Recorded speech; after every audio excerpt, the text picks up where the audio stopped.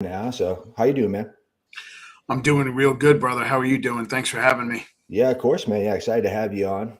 Probably wait a little bit for some people to hop on, but yeah, I saw you just got back from the event, man. How'd that go?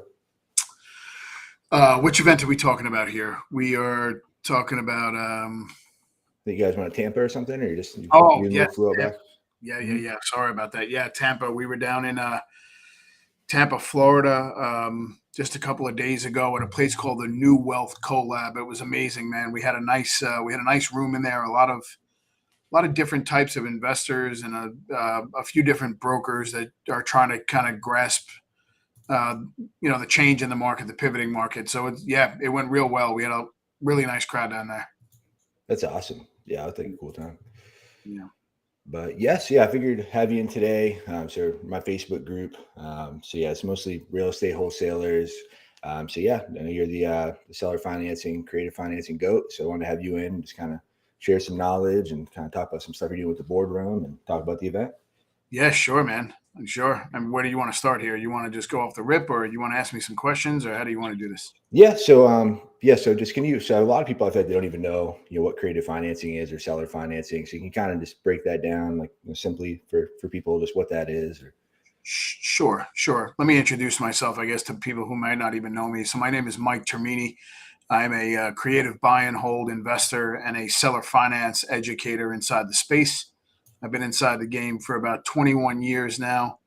Hasn't always been seller finance and creative finance, but kind of transitioned that way maybe about 10 years ago, maybe 10 or 11 years ago. Kind of transitioned that way to um, like to buy and hold property, right? I just found it so interesting. I haven't always known what I've known, but yeah, seller finance and creative finance is a great way for people who have a real long term goal. I think Mhm. what happens inside this industry is we have so many investors. There's so many different strategies that you can deploy here, right? So, understanding which types of deals will help you get to long term wealth ultimately will help you in the long run. Um, we um, we identify, underwrite, and structure deals inside of a training that I run every single month. But yeah, creative finance is really a great way to try to build long term sustainable wealth. And all it is really is creative real estate is kind of like an umbrella, and there's a few different things that kind of fall under it. I'm a seller finance expert. I feel like that's the least risky of all of the acquisition strategies. But yeah, try to find properties that are completely paid off, and then structure some kind of what people refer to as terms. Uh, Mhm. kind of help me as an investor in the long term. I can usually wind up giving sellers more money or giving them what they want in exchange for time. So that's all we're really looking for when it comes to seller finance.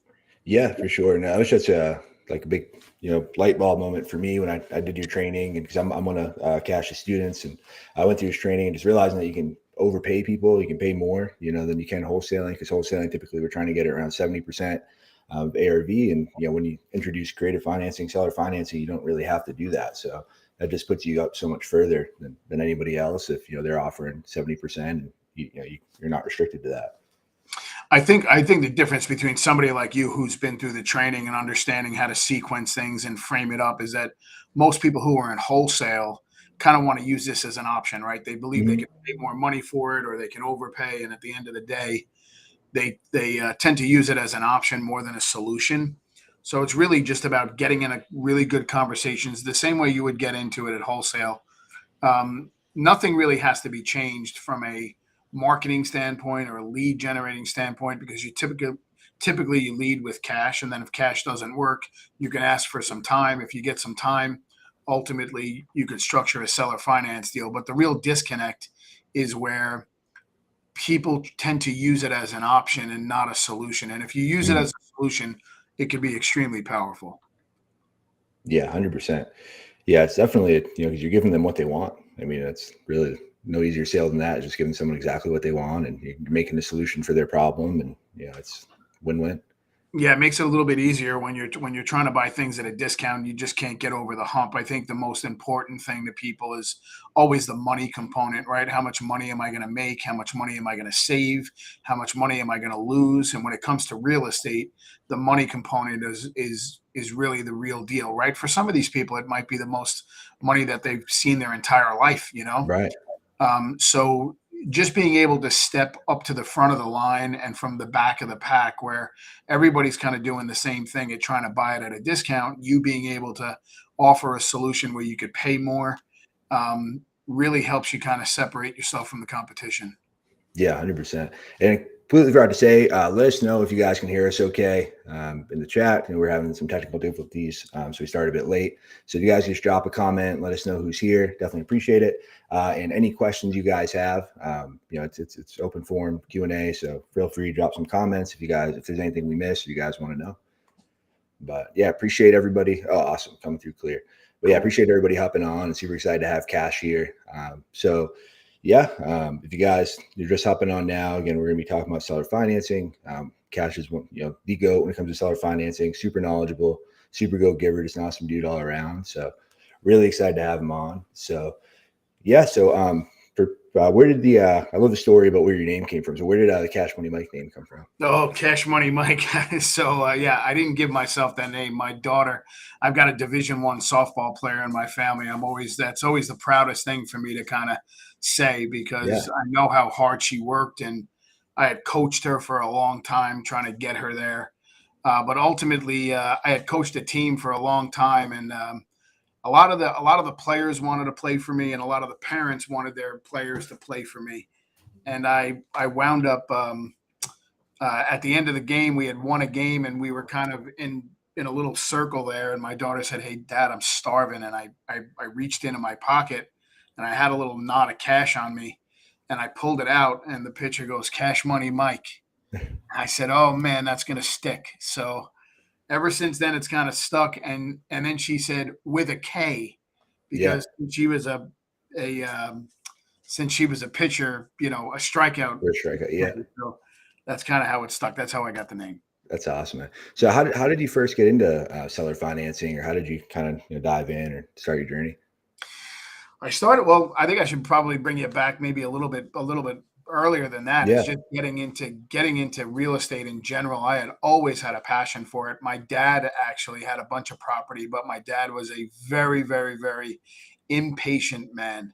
So Hmm. he had these really great assets that he would kind of hold on to. I mean, riverfront properties and properties that were down by the ocean. And we were my upbringing was pretty good. My dad was a hard worker. He had done flooring for a long time, and he had all these pieces of property, and he would bring me around, and I just kind of fell in love with it early on. So in 2000, I think it was 2001, I had opened up a bar. Believe it or not, I was in the bar business for a long Hmm. time, and about 3 years after that, or maybe 2 years after that, I had gotten my real estate license while I was still in the bar business. Long story short is I wound up closing the bar down and I went broke. And I had about $6,000 left. No, I had like $7,000 left. And I remember saying to my wife, I said, there's this woman in Sacramento. Her name is Alexis McGee. She Mm. owns a domain name called foreclosures.com. And I want to go learn how to buy foreclosures. So I took the last 6 grand that I had, hightailed it out to Sacramento, California, learned subject to, Mm. which I thought I understood when I came back to New York. I'm from New York originally, which I thought I understood when I came back to New York, only to realize this is how inexperienced I was, is that New York is a mortgage state and California is a deed of trust state. So I Mm. didn't really understand what I thought I understood. Um, from there, I had worked as a broker. I had sold a bunch of houses, and then I started flipping some houses with my brother, and it just kind of morphed into this thing that I constantly had a passion for it. So I was looking for ways to buy different properties. To kind of tell you how old I am, I mean, if you guys remember Carlton Sheets, he was in between like some kind of thing on Cablevision. It was like late night Carlton Sheets would show you how to buy property with no money down. Older guy. I don't even know if he's still alive.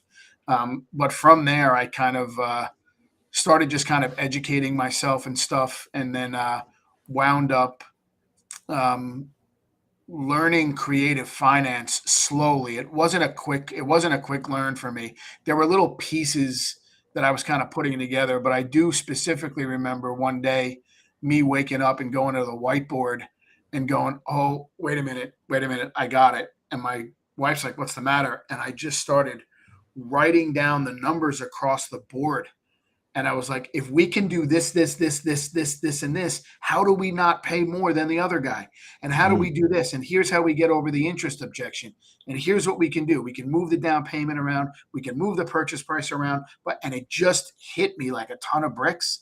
Yeah. And when it hit me, I was like, oh shit, I know something that a lot of people don't know, even to today, with the way I kind of teach this stuff, is I don't see a lot of people teaching what I actually teach, right? With like things that I showed you with interest, how to Hmm. calculate that stuff, how to move things around. And yeah, I just moved right into that. And from there, it kind of morphed into me being in here with you today. That's awesome. So yeah, I would say we got a few people in here now, and that's super cool. I love how just the light bulb moment or the ton of getting hit and like oh it just clicks, and it's just great when that happens. But it looks like we got my wife Bree, we got Christopher Crump in here too, and we got Dimitri, and then so we got a couple questions. So Dimitri said, oh, one sec. Said, what is an appropriate response when the seller says they need all the money? How are you able to build enough rapport to take over their mortgage payment sub two?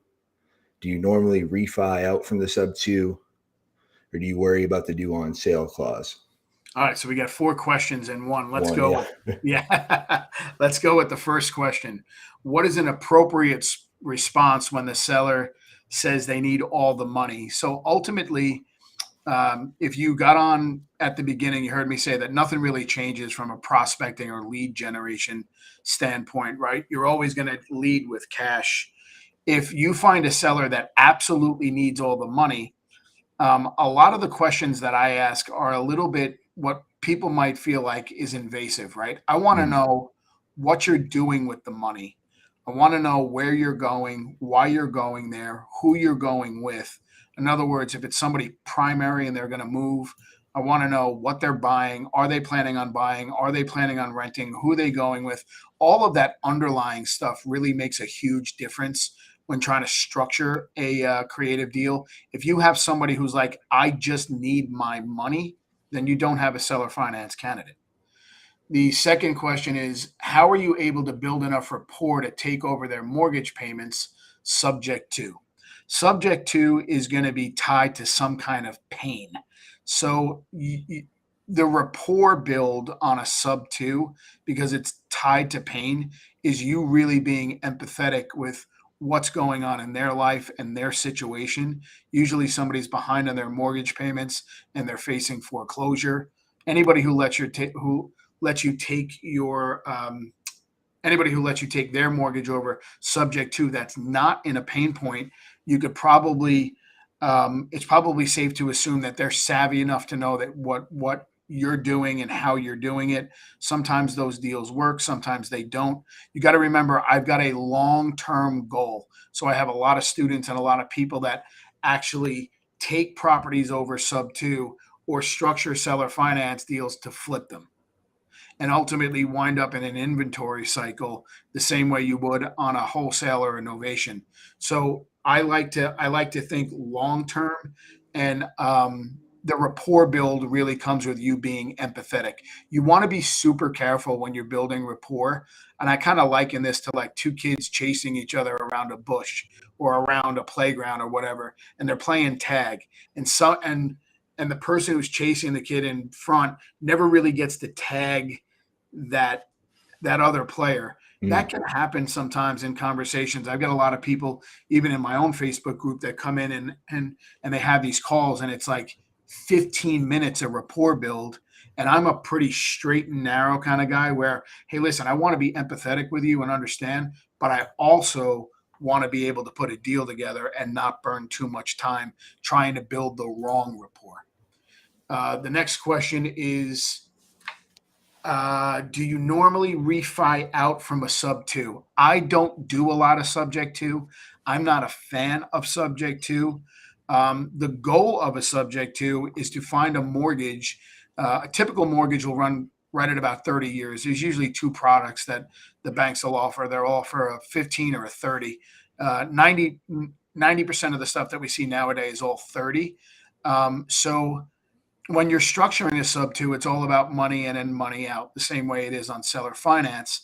So when you get somebody's mortgage statement, it'll show you what the balance is, it'll show you what the interest rate is, and it'll show you what the payment amount is. Usually the taxes and the insurance are escrowed inside that payment, and then you've got to calculate the other pieces of the money going out. I don't know how you refi a sub two that you're picking up at 3.5% anytime soon. We've had 6 interest rates in the since June. So if you're picking up a sub two now, and you've got a 3.5 or a 4% interest rate, I don't think we're going to see those rates anytime soon. So the answer to your question is possibly, but the interest rates have to be right.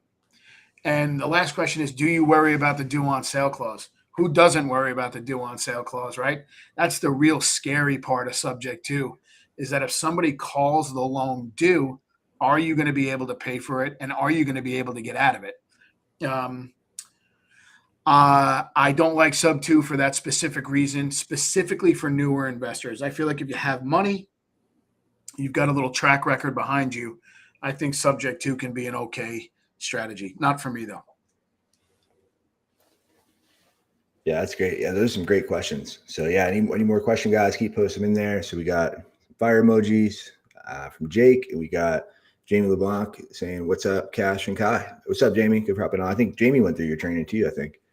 Yeah, I can only see Facebook user. Yeah, that's on the tier. Yeah, I got it on the other side, but yeah. Yeah, so tell everybody I said, what's up? But cool. So yeah, no, I think that's a great point. I mean, it's especially you're newer, you don't know what you're doing, you don't want to, put a bunch of money into a sub two and then end up losing it all. What's really stopping the seller from filing bankruptcy 3 years down the road? Right. Yeah, so obviously they're in a tough spot to begin with, so that makes sense. Yeah, just want to make sure you're careful and you kind of cover yourself, Mm-hmm. Yeah, one of the things I really love to go over is your magic question that you ask people when you kind of initiate the conversation. Do you mind sharing that? Yeah, I mean, I say it all the time, even out on the social media platforms. When you just can't kick the sellers in the ass enough, right, and you're trying to buy it deep enough, there's one question that I believe you can ask that can change the whole trajectory of your business, and that's, "Hey, Mr. and Mrs. Seller, if I gave you what you wanted, how much time would you give me to pay it off?" And if you listen to that, what I essentially structure there is what people refer to as a balloon. So a couple of terms that you don't use in seller finance. You don't use seller finance. You don't use the word balloon. We don't tell people we're going to pay them off in 10 years.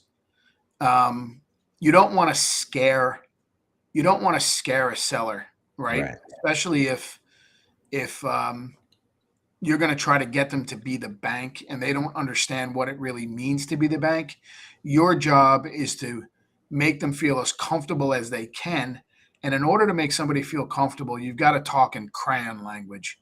You got to be able to just talk like this and write it in crayon and say, "Hey, listen, this is what we're going to do." So when I hear people go, "Hey, listen, would you accept terms? I want you to go ahead and, seller finance me this deal. Well, put some terms together that make sense. I'll give you interest and I'll balloon you out in 10 years. The seller is like, "What are you talking about?" So I try to simplify it and think of different ways to ask the question, where if I'm trying to structure a 0% interest deal, I'm saying things like, "If I made you equal monthly payments and I gave you what you wanted, Mr. Seller, I don't believe we have to negotiate the price. I'm willing to give you what you're asking for. How do you feel about me making you $1,000 a month, equal monthly payments, and I'll make you 180 of those. And when I say that, what I effectively said was a 0% interest deal, and I'm going to balloon you out in 15 years. So the framing and the sequencing of the questions that come out of your mouth are so important inside this. And you have to make people feel comfortable at the end of the day. Mm. You know? Yeah, I think it's just huge, and just I think in everything, I'll say I'll just really just making it simple, not using words to understand, and it's hard too. I've been in multiple industries, but it's like if something's common to you, like you use certain words or things, or it's common in your industry, you just think everybody knows it, but they don't. Especially a lot of sellers, like they don't deal with real estate all the time. This kid might be their only house, and they probably bought it from a realtor. So, a lot of those terms, they have no idea what you're talking about. And, when you get them confused, you're losing all rapport, and they just shut down and they're like, oh, I don't know what this is. I don't want to do it. The difference between somebody hearing, hey, I'm going to pay you out and pay you off in 15 years, or hey, what kind of a payment are you comfortable with? And they say, well, I'd really love to get $1,500 a month. And I go, perfect. If I made you like 180 of those, would that sound fair to you? Sounds great. Yeah. Right. And then they're like, oh yeah, really? Like you're going to make me 180 of those payments? So you just have to frame it up and ultimately sequence the questioning the right way. But it's important that you understand why you're doing what you're doing. You've been through the training, so you understand why we're doing what we're doing. But and again, that's the disconnect with people that are just in wholesale is they go, oh, seller finance. I want to go ahead and try to pay more money for a piece of property, but ultimately wind up failing because they don't understand why they're doing it, and that's Right. so important. 100%. And they're just like such a smart shift too. When you think of just like they're small shifts, but they make such a big difference. Because when you go, years, tell someone, 10 years, it sounds like a very long time. But when you say, 120 payments, that sounds like a lot of payments that they're going to get. Exactly. Yeah, exactly. Yeah. It's just such a small thing, but just so brilliant. And it's just, just a huge game changer, huge shift in the conversation. It's a pro to them instead of a con that, years, like, I don't know what I'm going to be doing in 10 years, but I'm going to get 120 of these. That's great. Yeah, exactly. That's exactly the way it goes. I know that you've been in the class where I've had a successful student in there, and that's exactly how we kind of framed it up. We just framed it up. Hey, we're going to make you equal monthly payments. We knew to the Facebook user who said, um, what is an appropriate response when the seller says they need all the money? And I said to you, you need to find out what's happening in their life. The reason why we were able to structure that deal is because we knew what they were going to buy. We knew how much they were going to spend. And then we wound up saying, oh, hey, listen, if we gave you X amount of money every single month and that payment hit your account every single month, it's going to take care of the new mortgage that you're going into. It's going to give you a little extra spending money. And ultimately, we're going to get you to live for free. And somebody hears that and they're like, who doesn't want to live for free? I want to live for free. Yeah, 100%. So it's just really about sequencing the questions, Yeah, it just goes all back into, I think that's a big mistake a lot of people make, is just not asking hard questions or not digging in deep enough, which I know you're a big proponent of, and you always really push people to do, is just really ask those hard questions and don't be afraid. Because people like to talk. I mean, just as long as you're going to talk to them on the phone, they're going to open up if you ask those questions. And it's just asking and actively listening and caring, because people want someone to talk to you. And they'll tell you. I mean, just as long as you ask, you're not weird when you ask, and you're just confident about it. And they'll tell you what they want. They'll tell you why they want to move. They'll tell you what their motivations are. You can really you just have to ask. And then having a real format for the call, or a goal for the call, right? Knowing who you are before you get into the call, and then knowing what you're trying to accomplish. And then as you're asking the hard questions that you may feel invasive, what you want to do is you kind of want to hide it inside the flow of the conversation. Right. I was breaking down a call, one of my students just recently, and we were 11 minutes into it, and I stopped the recording and I go, are you going to get to it on this call? Like, are we going to ask a relevant question on this call, or are you going to continue to chase this woman around the bush because Mm, she's literally just has you on a string and is bringing you around and you haven't asked the question yet? And then when he would ask the question, which would be like, hey, what are you trying to get for this piece of property? She wouldn't give him the answer. mm, There's other ways to ask that. right. So you have to formulate things in your own head to kind of ask questions in a different way so that Hmm. you can get the result that you're looking to get. You got to Yeah. hide it behind the rapport too. Like if I'm trying to find out, you know, I think we were on a call where there was an 84-year-old woman who managed all of her own properties, and she just wouldn't give us the number. Yeah.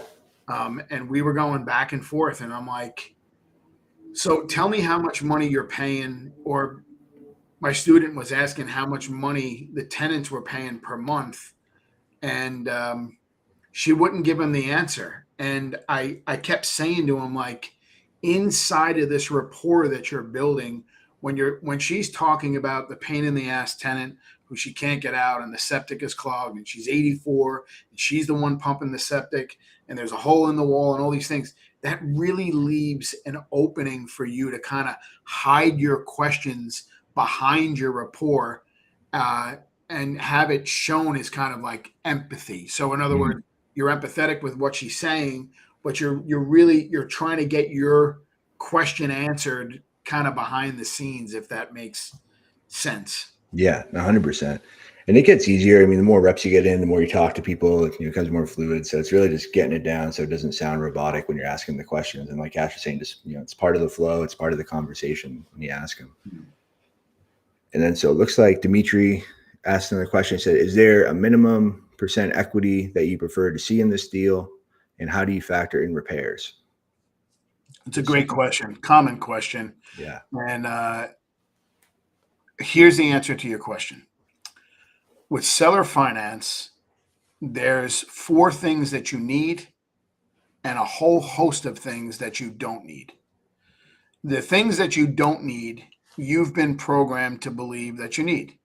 In other words, you don't need an agent, you don't need a license, you don't need a buy box, you don't need to JV, you don't need any dispo department. We don't sell property here. Um, we don't need any percentage of ARV. We don't need any MAO. There are no drop contracts. There are no lowball offers. Those are the things that you don't need. You don't need anything that you're technically, um, that you would need with wholesale. Believe it or not, it's much Mm, simpler than that. And real estate is very, very simple, because the next question is, how do you factor in repairs? When you think about it, at the end of the day, a piece of property, every piece of property has a problem. Every piece of property has a problem. I'm sitting in these four walls here. There are problems within this four walls, right? I know I have a loose floor joist, or I know there's a loose brick outside, or maybe there's a shingle missing, whatever it may be. Everything has problems. And when nothing is going to be perfect either. So when you go into a seller finance deal, I'm assuming you're asking, how do you factor in repairs? This is all about money in and money out. So in other words, if I found a piece of property, normally people would find a piece of property, take their money, they would put all their money into that piece of property, and they would wait 10 years or 15 years for the appreciation to go up. And then I talk to them 12 years into the run and they go, I'm a real estate investor. mm, And I go, no, you're not a real estate investor. You bought a piece of property and you're waiting on the market to pay you. I don't wait on the market to pay me. I wait for my tenants to pay me every single month. So when you say, how do you factor in repairs? Each property is different. Like I've got a 13 unit property that I literally, I'm going over contracts right before I got on this, and it's 13 units. And because it's multifamily, we are looking to raise rents without putting any money into it. But there is a cost for repair. I'm just not going to make the repairs now because there's a value add in there without me doing anything to the property. So it really depends on the type of property that you're acquiring, whether it's single family, multifamily, a strip center, whatever it may be. And there's always costs to that: your taxes, your insurance, your maintenance, your repair. If you're getting into the deal and you've got to give Kai some money, I don't know what it may be. Each deal is different. I add it up. That's how I factor it in. I add it up and I figure out when I'm going to need that for the property. In other words, do I need it now? Do I need it in 6 months from now? Can I raise the rents right now without putting any money into it? 8 months down the road, when that lease expires, I'm going to go and I'm going to take that tenant and I'm going to let them leave. I'm then going to do a really good rehab on that one unit. I've got 13 there. I'll do a really good rehab on that one unit and rent it out and see if I can get more than what I have on my pro forma or on my projection, and just test different things. So you add it up. I mean, I hate to say it like that and sound kind of shitty about it, but you have to add it all up and find out what you can do with the property. The value is in what you can do with the property. I heard Pace say this the other day. The value is not in the property; it's what you can do with the property, and he's right on it when he says that. The value is in what you can do with the property. But if you've got this short-term mindset, wholesale, I'm going to stack cash, and you don't have a long-term goal, it's very difficult to get over to the other side where I am. Yeah, I think that's a great point. I know it's something you touch on a lot, because I feel like society just in a whole, and just kind of the time we live in, is just instant gratification. You want it right now, and you want it fast, and you want to make it overnight. How do people start to make that transition, or how do you make that transition? Because I feel like most people start that way, but how does someone go from one side to the other? Surrender. Literally surrender and go, okay, I'm in this for the long haul. If I'm in it for the long haul and all the big guys are making big money and they're all in it for the long haul, what do I have to learn to help me get to that point? And it's really, a lot of it is understanding how the system in this country works when it comes to W-2s and self-employed and all these different things that we're just so used to. I think challenging or questioning a lot of the things that we're taught. For instance, 2 words: tax, like taxes, right? I mean, my old man, growing up was like, try to stay away from the government. Don't pay any tax. Don't take on any debt. Only later on I realized that the 2 things that really get you wealthy are taxes and debt. So instead of avoiding the tax, I want to know how I can legally, instead of avoiding the conversation, I want to know how I can legally avoid taxes. Not evade tax, but avoid tax. When it comes to, either good debt or bad debt, what is the difference between good debt and bad debt? Who wants to see that debt and why? So if we go to a bank and you have, $100,000 worth of credit card debt, you're not going to get anything. If I've got $100,000 worth of real estate debt and I'm doing a really good job managing that portfolio, I'm going to get whatever I want. And if I have mortgages where people owe me the money, that's where it gets really interesting. You can get your net worth up very, very quickly, and everything has got to be verifiable if you want to go to a bank. That's why there's a real opportunity right now, especially where we are, Kai.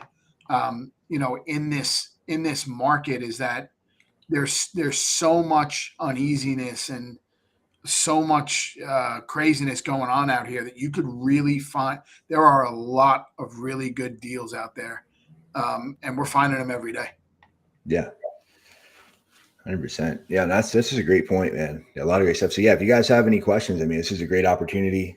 Post them in the comments. I mean, Cash is just he's a wealth of knowledge. I learn every time. I talk to this dude, or I listen to him speak, or I'm up on a call with him. I mean, it's literally just there's levels to this, and he's up there, man. He's super smart. So I mean, I know we had that call one time. My mind was just blown because you were just to show me how differently you think about things, because you're like, oh, we're talking about areas like to invest in different areas. And you're like, oh, I pull up the map, and you made it sound really simple, but I was just like blown away because you're like, oh, you pull up the map and you got to look and see, where the codes are and like see how they're built. And I know, I know like the town's going to build out this way and all this stuff. And I'm just like, wow, man, it just levels to this stuff, and just so cool how you can like how deep you can dive into it. Yeah, it's never ending. I think that's what I love about the industry too, is that it's like never ending. It truly is real life monopoly. You Mm. break it down, you find a piece of land. That piece of land, let's just say it's raw land. You find a raw piece of land in any town, any village, any city, any county in America, and there are certain things that you can do with that piece of property just by right. And then if you have an idea and you go, you know what, I think an apartment building would be just perfect for this area. You can do that. You just have to go back to the town, say, hey, listen, this is what I want to do. How do you guys feel about it? You get the blessing from whatever agency that you get, and then you run through the motions. And when you do something like that, the education that you get is immense. It's immense. And I've been educated like that for so long. Some of the best mentors, the only mentors that I've ever had, Kai, have been attorneys, um, title companies, the IRS, my CPA. These are all my mentors, Yeah, the real deal real estate stuff. So, yeah, it's just the more you dive deep into this, the more you'll realize the opportunity is endless. definitely is. Yeah, I think that's what I love about it, because one of my core values is growth and always learning. And like you said, it's endless. I mean, you can just keep learning, you keep growing, and you can just keep moving up. Yeah, yeah, for Yeah. sure. But yeah, one of the things I learned is a huge takeaway for me with your trainer, just kind of talking about how they're basically, why you target who you target is because a lot of people don't keep their books, and a lot of them don't run their business like a business. So, I mean, they're prime opportunity for seller financing, because a lot of people can't get loans, or they can't, they're not fundable because they can't back it up and show that they don't have their rent rolls or anything together. So, I mean, I thought that was super insightful. Yeah, there's so many people that so you're looking for neglect. Hmm. At the end of the day, you're looking for neglect. You're looking for mismanagement. You find mismanagement, and inside management, mismanagement is an opportunity. I always say it. Management is where real estate goes to die. It Mm. either thrives or it goes to die there. And a lot of the times you can catch it on the way down. And if you're catching it on the way down and you find a good value add, I mean, you can make a lot of money. Yeah, 100%. So, okay, so we got another question from Dimitri. He says, how do you guide a seller to be more decisive with us once they have fully heard you out? And the second part is, what are your takes on when the seller tells us, I'll let you know, or I have to think it over, or I have to talk to other investors? Yeah. So the first question is, how do you guide a seller to be more decisive with us once they fully heard you out? So I am in the business. I want you to take this the wrong way, but I don't think about the deal. I truly seek to understand the intention of the seller. I am not thinking about anything other than how do I gather information? I gather that information, and then I try to leverage that information against the seller. So when you ask, how do you guide a seller to be more decisive with us once they've fully heard you out? That's that's your job to kind of ask the right questions so that they feel like they can trust you. If they can't trust you, I think you're going to find a lot of indecisive people. So it's all in the questions that you ask. But I can tell you that most of you go into conversations either thinking about numbers or thinking about the deal and you're thinking about the wrong shit. You've got to be thinking about, hey, I'll give you an example, and then I'll answer like the second part of your question. On this 13 unit that we put under contract, it was an older seller. So when I hear older guy or older woman, I immediately say to myself, they want to do business face to face. They want to do business face to face. So we found out where he was. We knew where the building was located. We wound up meeting this guy in Raleigh, and I remember telling a student of mine, I said, "Here's what I want to know. I want to know everything about everything before I get off of this table, because if I don't know everything, it's difficult for me to structure anything. And by me wanting to know everything, I come out as much more trustworthy than somebody who's just thinking about the deal or thinking about the money." So I have never had a problem with somebody being on. I mean, early on in my career, I go through everything, and even today, I go through some of the same stuff that you guys face. But I'm going in with a clear goal. I know exactly what I want. Um, I'm confident, and I know what I want out of the conversation. So hopefully that helps. And then, what are your takes on when a seller tells us, "I'll let you know," or "I have to think it over"? That's code for "I don't trust you. I don't 100%. trust what you're saying. Let me think it over. I'm not 100% sure. Let me think it over." You haven't made it enticing enough, or you haven't explained it with extreme confidence that makes them feel like they're going to pull the trigger and do business with you. And the way you get better with that, which nobody does, is by taking reps. Mm. Reps over reps over reps over reps over reps. And if you could just commit to taking mountains of reps and identifying deals, you'll be 80% ahead over everybody. Mm. Literally. And that's all it takes is reps and identification. Reps and identification. How do I identify deals? No deals, no flow. No motivation, no urgency, no deal. And you're looking for that. So that's how you do it. Or I have to talk to other investors. Yeah, you need help with overcoming objections, which is simple to do. It's just why, Mm. right? I'll let you know. Is there somebody else that you have to talk about? Talk to?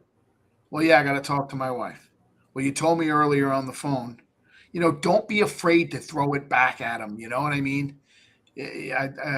Phone fear is a real thing. It's a Mm. real thing. You just got to get with it. You got to get to it, and not take any shit from anybody, and not worry so much about it. You're going to get your ass kicked in. And if you don't get your ass kicked in, you don't learn. Right.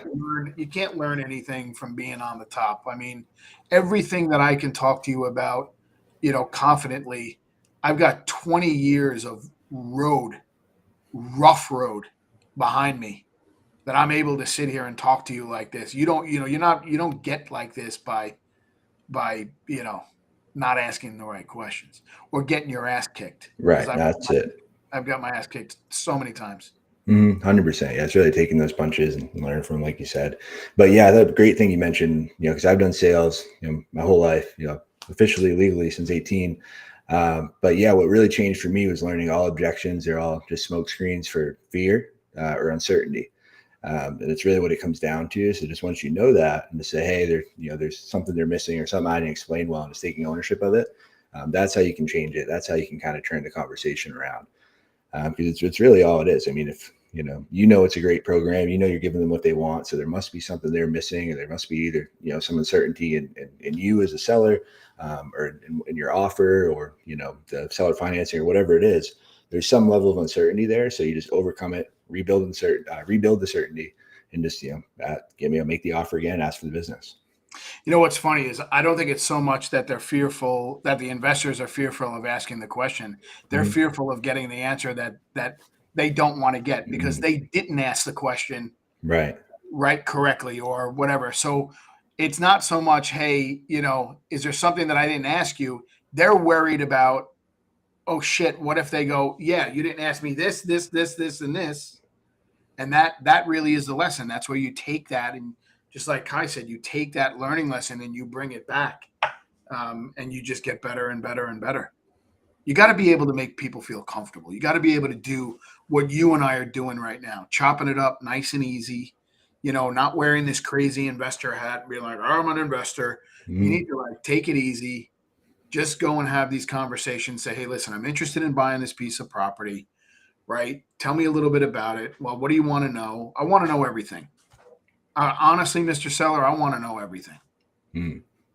Tell them, be honest about it. You get a lot more that way. Yeah, At least 100%. And it's just so different in the conversation when you know exactly what they want, and you can craft a solution for exactly what they want. I mean, why would they say no? I mean, why would they have to think about it? If they want to go be closer to their grandkids, they want to move across state, be closer to their grandkids. They need, $2,000, they need $1,200 a month or whatever the number is to live and be happy. And they're good. Basically them winning the lottery, they never have to worry about anything again. So if you can give them that, they're not going to say no. They're going to want to do it. 100%. But no, that's a great question though, because I feel like a lot of people have that and wonder that. So, but yeah. Another thing I want to talk to you about is the boardroom, man. I'm super excited about that group. Super excited. As soon as I saw that email, I jumped in. I was on another call and I was like typing my credit card in during that call, and I'm like, oh, I'm jumping in this, man. So I'm super excited to launch that. Yeah, that's going to be amazing, man. We just getting started there. So, yeah, the boardroom is a private seller finance. It's a private Facebook group, all based around seller finance. What's so cool about that group is that I've got students in there like you that have been through the training, that are willing to help other people. I know everybody. That's what I really love about the real estate community is everybody's really willing to help one another. I think it's probably the most giving community that I've ever been a part of, because we're all a little off in this industry. Every one of us, right? We're all a little fucked up. We've all been through some shit. We're all trying to make our way. We all can see the bigger vision. Mm. So I love that about this community, because I was misunderstood for so many years. And With the training, I was going to keep the boardroom strictly for my students, and then there were so many people who had reached out. I'm like, you know what, everybody can benefit from this thing, so I opened it up. It is a private Facebook group, that it's a paid group. It's $99 a month for people to get in, and what we're going to do in there is just it's going to be an amazing experience, because I've come up with this idea that maybe I'm going to do things a little bit different than what you're kind of used to seeing out there on social media. Were you on the last live with Max Jimenez? I tell you, No, I missed that one. I think I heard about it, but yeah, I missed it with in your ear. yeah, man, it was crazy. We He had teed up a couple of calls, and Max he's an amazing investor, and Max was just starting to learn creative. I had flown in Arizona a couple of times, taught him some stuff, and we've kept in close contact. He's become a good friend of mine. But he had teed up a couple of calls, and we were in there live, and he was on the microphone on the Zoom live talking to a call, and I was in his ear feeding him the questions. I was actively listening to his conversation. Everybody else could hear it, but I was feeding him the questions to ask to the seller. Now, it takes somebody special to be able to listen to the conversation that he's having, as well as have somebody yapping in their ear. But ultimately, long story short, is we wound up locking up 2 deals live in front of the whole place. There were like 100 people in that room, and they were all like, what the hell just happened? And it just sparked this idea where I said to myself, wow, what a cool idea for people to learn to pitch this thing on their own. They don't know what to say. So who better than a right to have them in their ear but me when it comes to seller finance? I'll be in their ear. I'll tell them exactly what to say, which will alleviate a little bit of tension. People get into conversations. They're like, I don't know what to say. I don't know what to say. It's like, hey, just focus on me. I'm going to listen for you. You're going to go ahead and repeat what I say exactly in the tonality and in the cadence that I say it in. And then all you have to do is mimic me. We'll take that call, we'll record it, we'll break it down, and then you get to watch you pitch it rather than somebody trying to find somebody out on Instagram or Facebook and resonate with them and try to emulate them. You get to watch yourself do it. And the more you do that, you're going to be like, oh shit, I could have asked that on my own. I could have asked that on my own. Yeah. And I think that's going to kind of catch fire. It's called In My Ear with Kash.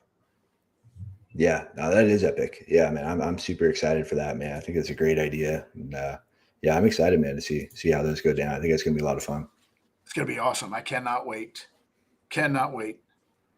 But yeah, I'm pumped, man. I'm happy. Yeah, I'm so grateful they put the community together because you already see it's gonna be great. So many go givers and people posting their calls in there and everyone helping each other already. And I think that's the foundation, man. You have that, and yeah, it's gonna blow up. Yeah, we're just getting started in there. We're still kind of working behind the scenes with posting some stuff and getting some stuff kind of loaded in there. But we'll start breaking down calls here shortly and getting in there. I think what I might do is I might go in there a little bit more often here, like right off the rip, maybe once a week. I've got it where I'm going in there every other week. My schedule is getting a little bit busy, but I want to spend more time inside that group because there's a lot of badass investors in that group, and I just know we're going to put a ton of deals together. So I want to get in there and start getting people deals and start putting these things together, and it's going to be amazing. Yeah, 100%.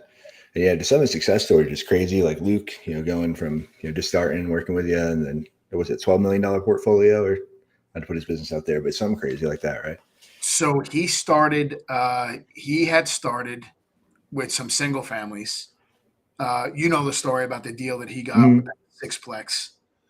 He had never done multifamily prior to that. Once he put that under contract, and he was so nervous. I remember when we were structuring the deal. I was doing the same thing for him that I did for Max. I go back and ask this, and then when he went back and he asked it, he just pitched it with confidence. He went in there and he said, "I'm going to say everything that Mike said, and ultimately put this thing together."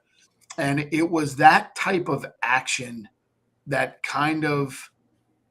that excites me. I want to be around people that want to move. I don't sit still. I don't complain. I don't piss about anything. I want to get moving and I want to get going, and I want to move at a rapid pace because I know the universe loves speed. 100%. So I decided to kind of just stay close to him, and I said, "Hey, you stay close to me. I'll show you some stuff that not many people get to learn this quickly, and keep bringing deals." So this 13 unit that we've got under contract, I've got under contract with him. So we've been able to put 19 units under contract. We have a goal for 100 units in 24 months. If we get this, once we get this thing kind of hashed out here, we'll wind up with 19 units. And we just got off the phone yesterday with a 50. Nice. And it's like just perfect timing. Everything is falling in a line here. It's perfect timing, perfect circumstance. And it's funny because he sent me the call that he had with the owner. I actually flew into Virginia and walked a lot of these properties right before I went to Tampa. And we had left a message. We were driving for dollars. We were driving. We put 9 properties into a pipeline, Kai, and then wound up finding this 50 unit. And he goes, "This place has been here forever. Let's stop." And we stop, and one of the windows are open. And I said, "Does somebody have a pistol?" Because I was like, we're about to get jumped out in this place. Yeah. But long story short is one of the windows were open, and I looked in. It was full of mold, Mm, and I was like, okay. And then I'm looking at the grounds, and I could see there's some water intrusion, and this thing was like half empty. wow. And there was a number. We found a number. We called the number. We've got the call recorded. Um, and yeah, it's moving right along here, man. That's The awesome. goal, the goal is to, once you get one under contract, is to Mhm. keep moving, keep Yeah. moving, keep moving. Don't Momentum. worry about the small stuff. Don't sweat the small stuff. You can get to where you want to go very quickly. You just got to take action. Yeah. That's the moral of the story there. 100%. And then, so I always look for commonalities for, successful people I look up to, and just, if you guys listen, you get one thing away from this. This is a bunch of takeaways, but they set a clear goal. They had a clear goal and goal in mind. You got around the right people, found the right team, and they just took massive action. And if you guys do that, I mean, you're going to win. It's not a matter of if, it's a matter of when. Yeah, you can't not win. It's Mhm. impossible. There's so many people on the sideline that don't move their asses. It's like, get going. Yeah. Like you're watching all of us do it. Why not get involved and go do it? And there's so many people that want to help. So yeah, you're 100% right. Massive, massive action. And maybe that word gets thrown around a little bit too loosely, and people don't understand what action is. Get up and do the thing that you're having the most trouble with Mm. every day. Focus on that one thing and getting really good at that one thing, and then move on to the next thing. And it doesn't take months and years. If you put action in, you can get moving very quickly, Yeah. 100%. No, I think it's a great separator from, people that win and people that don't. 100%. But awesome, man. Well, I'm super excited. We got a month, I think, almost exactly, like 31 days, 30, something like that. Yeah. So February 15th, Cash is coming to San Antonio. Love to see you guys there. I know we got a lot of other people in the group are going to be there, but yeah, if you guys haven't got your tickets yet, definitely do it. We're going to be hanging out in San Antonio. A lot of other great speakers, man. So yeah, I'm excited for you coming to town.